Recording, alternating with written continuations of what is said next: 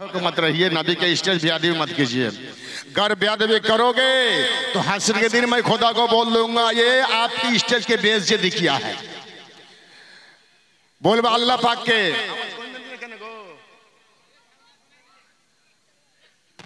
বেরাদ ইসলাম মুআজ্জাজ, আমি এখনো বলছি নবীর স্টেজে ভাই দাঁড়িয়ে থাকবেন না, বসুন আর রাস্তায় থাকবেন না। নবীর স্টেজ বেয়াদবি করেন না। আল্লাহর কাছে হাত তুলে দোয়া করব আপনাদের জন্য, আল্লাহ আপনাদেরকে জান্নাতে বানাবেন ভাইরা আমার। তো সমস্ত তারিফ ও প্রশংসা সে মহান রব্বুল আলামিনের জন্য। তিনার পরে পরে গায়েবের সংবাদদাতা হাজুর নাজির মোস্তফা মা আমিনার লাল মরুদ্দুলাল হুজুর আহমদ মুখতার মদিনার সরকার তাজদারে মদিনা জনাবে মুহাম্মদুর রাসূলুল্লাহ সাল্লাল্লাহু আলাইহি ওয়াসাল্লামের প্রতি লাখো কোটি বা দরুদ ও সালাম বৃষ্টির মতন অবতীর্ণ হোক। বলুন আল্লাহুম্মা আমিন। আমার আল্লাহ পবিত্র কোরআনে বললেন, আউযু বিল্লাহি মিনাশ শাইতানির রাজিম, বিসমিল্লাহির রহমানির রহিম। ওয়ালা তাহসাবান্নাল্লাযীনা কাতালু ফি সাবিলিল্লাহি আমওয়াতা বাল আহইয়াউ ইনদা রাব্বিহিম ইরযাকুন। সাদাকাল্লাহুল আযীম। আমার আল্লাহ বললেন, যারা আল্লাহর পথে শহীদ হয়ে গেছেন তাদেরকে মুর্দা তো বলা দূরের কথা, তোমাদের দিলের ভিতরে মুর্দা খেয়াল যেন না আসে। বলকে তারা জিন্দা ইনদা রাব্বিহিম ইরযাকুন, আল্লাহর তরফ হইতে তিনারা রোজে পাচ্ছেন এবং পাবেন। তাদের জন্য কোনো দিন রোজে বন্ধ হবে না।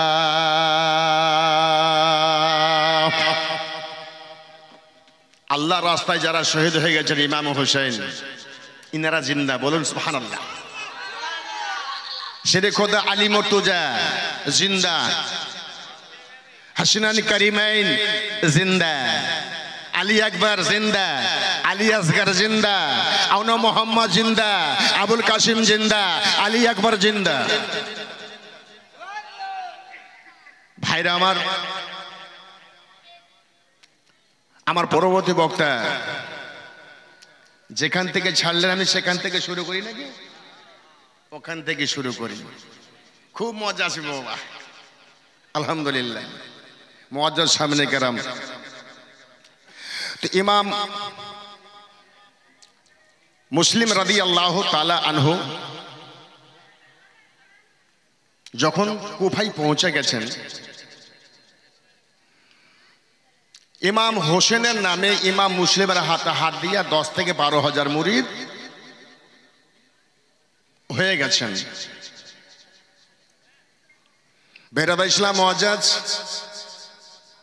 আর এই খবরখানা চলে গেল এজিদের কানে। হুজুর আপনি কিছু জানেন? বলে কি? বলে আপনার কুফা গেল কেন? ইমাম হোসেনের নামে ইমাম মুসলিমের হাতে হাত দিয়ে 10 থেকে 12 হাজার মুরিদ সপ্তাহের মধ্যে হয়ে গেছে, আর আপনার কানে কোনো খবর নাই?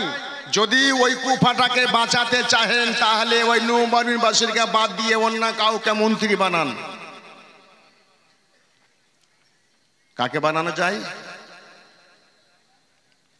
সেই নুমানুর বাসীরকে চেঞ্জ করে এজিদ ফিট করলো আব্দুল্লাহ ইবনে জিয়াদকে। তার বাড়ি হলো বুসরা শহর। ওই একটা বুসরা শহরের প্রধানমন্ত্রী আছেই। আবার খবর চলে গেল, তো নিজের ভাই ওসমানকে ওই গদিতে বসিয়ে দিয়া ও চলে আসলো কুফাতে। যখন কুফাতে আসা ইমাম মুসলিম রাদিয়াল্লাহু তাআলা আনহু আছেন বাবা ওই কুফার মাটিতে। ইবনে জিয়াদ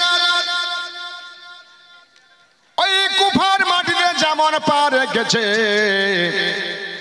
ইমাম হোসেন মনে করে তারা বাবা নারা লাগালো, যেমন ভিতরে চলে গেল ইবনে জিয়াদ বলছে ওরে শোনো রে, তোমরা হোসেন মনে করে সালাম দিয়েছো, তাকবীর দিয়েছো, আমি ইমাম হোসেন না, আমি হলাম ইবনে জিয়াদ।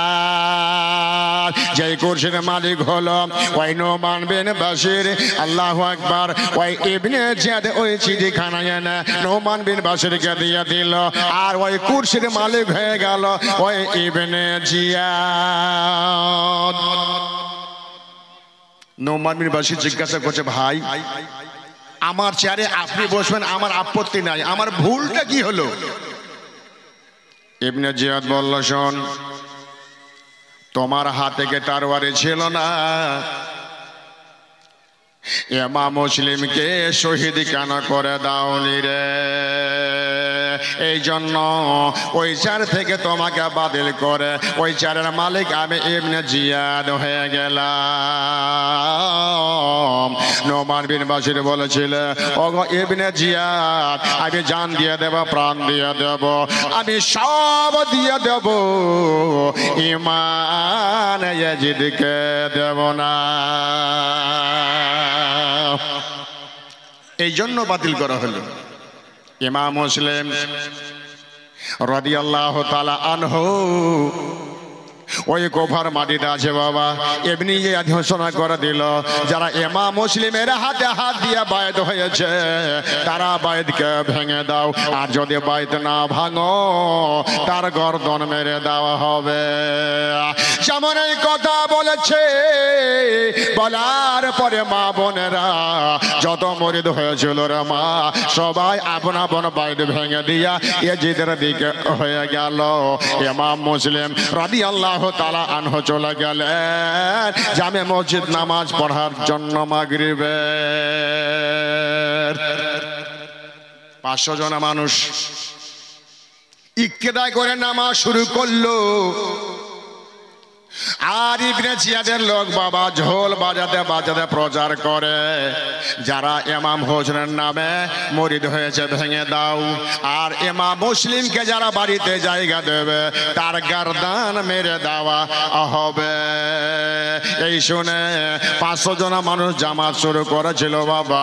তারা মনে করলো নামাজ পড়ার পরে যদি বলে, ওগো আমার ইমাম মুসলিম, ওগো আমার ভাইরা, আমি যে ইমাম মুসলিম এসেছি, তোমার বাড়িতে রাতটা আমি থাকতে চাই, আল্লাহ আল্লাহ যদি আমারে বলে দেয় আমার ইমাম মুসলিমকে আমি বলতে পারবো না। এই জন্য সবাই জামা ছেড়ে বাবা পালিয়ে গেল। একজন ওযু বানাচ্ছে কিনারাতে বসে, ইমাম মুসলিম জিজ্ঞাসা করে, ও ভাইয়া, 500 জন মানুষ নামাজ পড়লো, কোথায় তারা পালিয়ে গেল? এখন পর্যন্ত একটার কোনো খবর পাওয়া গেল না, তুমি কেন একা বসে আছো? লোকটা বলল, হুজুর আপনার কানে কোনো খবর নাই, ইবনে জিয়াদ এসেছে, এলান করে দিয়েছে আপনি যার বাড়িতে যাবেন তার গর্দান মেরে দেবে। এই জন্য সবাই জামা ছেড়ে আপন আপন বাড়ি পালিয়ে গেছে। আপনি যেন কারো বাড়িতে যেতে না পারেন, এই জন্য তারা পালিয়ে গেছে। ইমাম মুসলিম ঝরঝর করে কাঁদতে আরম্ভ করলো, আল্লাহ গো,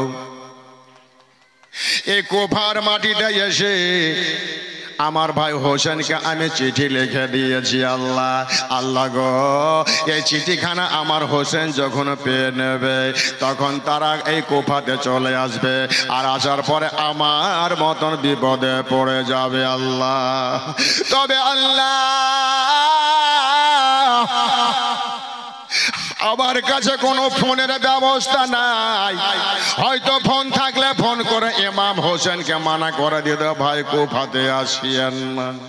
এখন আমি কি করি? মাগরিবের নামাজ পড়েও ইমাম মুসলিম ওই জামে মসজিদ থেকে বেরিয়ে যাচ্ছে। গোটা কুফাবাসী জানলা দরজা বন্ধ করে নিয়েছে। ইমাম মুসলিম যেন কারো বাড়িতে আসতে না পারে। ইমাম মুসলিম এই বাবা অন্ধকার রাত্রে তিনি একদিকে মুখ করে বেরিয়ে গেলেন, কোনো বাবা জানলা দরজা খোলা নাই। কতদিন কারো ভুখা ইমাম মুসলিম রাদিয়াল্লাহু তাআলা আনহুর চোখ দিয়ে ঝরঝর করে পানি বয়ে যাচ্ছে। আল্লাহ, আমি এখন কি করি?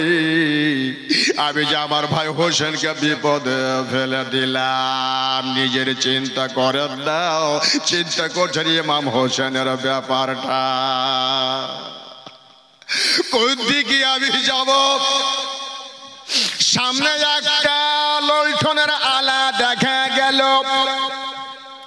আস্তে আস্তে করে ওই বাড়িতে গেল। ওই বাড়িতে যাওয়ার পরে দেখছে একজন বুড়ি মা বারান্দাতে বসে আছে। ইমাম মুসলিম বলছিল, মারে তুমি কেন বাইরে বসে আছো রে মা? তুমি কেন ভিতরে যাওনি? বলে, বেটারে আমার একমাত্র সন্তান, নাম রেখেছি বেলাল, বিয়ে পাস করিয়ে চাকরি করছে ইবনে জিয়াদের দরবারে। আজকে আমার বেটা বেলাল বাড়ি আসতে দেরি করে দিয়েছে, এই জন্য আমি আজকে বেটা রাস্তা দেখতেছি। ইমাম মুসলিম বলছেন, মারে তোমার বেটা যখন চলে আসবে মা তুমিও ভিতরে চলে যাবে। বলে, হ্যাঁ রে বাবা। ইমাম মুসলিম বলছে, মা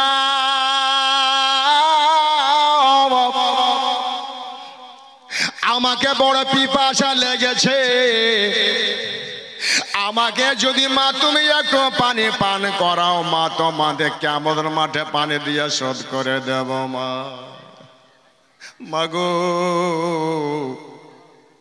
আমাদের দুনিয়াতে থেকেও কেউ দুনিয়াতে নাই মা। লোকটা মনে করলো, আরে বাবা তোমার নাম কি রে? তোমার বাড়ি কোথায়? কোনো কথা জিজ্ঞাসা না করে মেয়েটা বাড়ির ভিতরে গেল আর এক লোটা পানি এনে হাজির করে দিল। ইমাম মুসলিম পানি খানা পান করলেন, লোটা খানাকে ফিরিয়ে দিলেন। ইমাম মুসলিম দাঁড়িয়ে আছে, বলে, মা তোমার কাছে পানি চাইলাম, তুমি আমাকে পানি পান করিয়ে দিলে মা, আমার আত্মাটা ঠান্ডা করে দিলে মা। তবে মারে ওই কিয়ামতের মাঠে মা, কিয়ামতের মাঠে হাউজে কাউসার পানি দিয়ে শোধ করে দেব রে মা। তবে মা আজকে রাতটা যদি তুমি আমার বাড়িতে আমাকে থাকতে দিতে রে মা, তোমার জায়গা জান্নাতে করে দেব। ইমাম মুসলিম যেমন এই কথা বলেছেন, মেয়েটা নিয়ে বাড়ির ভিতরে গেল, খাওয়া দাওয়া করিয়ে দেওয়ার পরে আরামের বিছানা দিয়ে দিল। ইমাম মুসলিম আরাম করে, আর ওই দিকে তুয়ার বেটা বেলাল মা আর বেটা খাবারে খেলো। মা গেল মার ঘরে, বেটা গেল বেটার ঘরে। ইমাম মুসলিম আছে বাড়িতে, মা এই বেটা বেলালকে বলছে না। গভীর রাতের সময় বেলাল সন্দেহ হয়ে গেল, আমার বাড়িতে যেন কেউ আছে মনে হয়। মাকে বলছে, মা উঠো তো মা। কি হলে রে বাবা? বলে, মা গো এই বাড়িতে আমি আর তুমি ছাড়া তেসরা কেউ নাই গো মা। তবে আমার মনে হচ্ছে এ বাড়িতে কে আছে মা, একবার বলো। মা বলছে, বেটা বেলাল রে, আমার বাড়িতে মেহমানের রাসূল আছে রে বেটা, জান্নাতের বাগানের ফুল আছে বেটা। বেটা বেলাল রে, তাদেরকে যদি বাড়িতে জায়গা দিলে বেটা, আমার আল্লাহ জায়গা জান্নাতে বানিয়ে দেবে বেটা। বেলাল বলছে, মা গো যার জন্য সারা দিন মাঠে ঘাটে খুঁজে বেড়াই গো মা, আজকে সে ব্যক্তি আমার বাড়িতে মা। এইদিকে মা আর বেটা আলোচনা চলছে। মা বলছে, বেটা বেলাল রে, কাউকে বলিস না রে বেটা বেলাল, আমার বাড়িতে ইমাম মুসলিম আছে, কাউকে বলিস না বেটা, কারণ যাদের হাতে জান্নাতের চাবি কাঠি রে, চাঁদের হাতে চাঁদের দাবি কাঠি রে বেটা। সেই নবী মুস্তাফার আশিকে ভালোবাসলে বেটা আল্লাহ ভালোবাসবে বেটা। বেটা বেলাল রে কাউকে বলিস না বেটা বেলাল। সকাল বেলাতে বেটা বেলাল 10টার সময় বাবা যাবে ডিউটিতে, আর সেদিন 8টার সময় রেডি হয়ে গেছে। মা বলছে বেটা বেলাল রে আমার কাছে আই রে বেটা বেলাল। সঙ্গে সঙ্গে মার কাছে বেটা বেলাল এলো, বলছে বেটা রে তোমার হাতটা দে রে বেটা। মা কারে বলে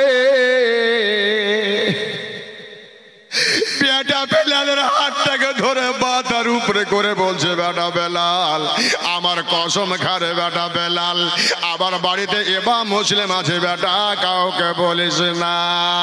বলে মা গো আমি কাউকে বলবো না। আরে বেটা